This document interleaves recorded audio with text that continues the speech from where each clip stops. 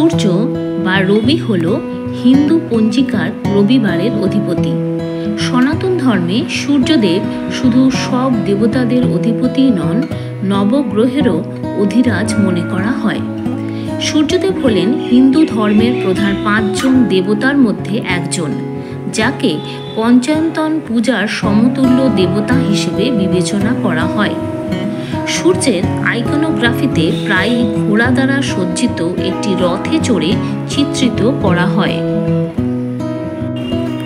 প্রায়ই 7টি সংখ্যায়, যা দৃশ্যমান আলোর 7টি রং এবং সপ্তাহের 7 দিনকে প্রতিনিধিত্ব করে। সূর্যের রং সাদা, এর মধ্যে আছে 7টি রং: বেগুনি, নীল, আসমান নীল, সবুজ, হলুদ, কমলা এবং লাল।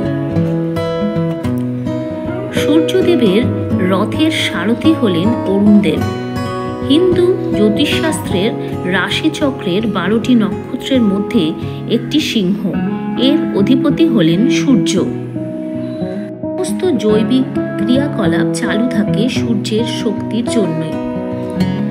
সূর্যের প্রতি শ্রদ্ধায় প্রধান উৎসব ও তীর্থযাত্রার মধ্যে রয়েছে মকর সংক্রান্তি, পোঙ্গল, সাম্বা দশমী, রথ সপ্তমী, ছট পূজা ও কুম্ভ মেলা।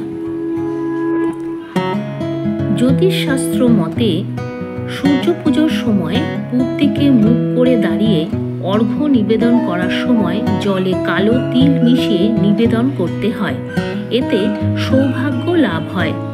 সূর্যদেবের কৃপায় তোমাদের সকলের মঙ্গল হোক, এই কামনাই করি।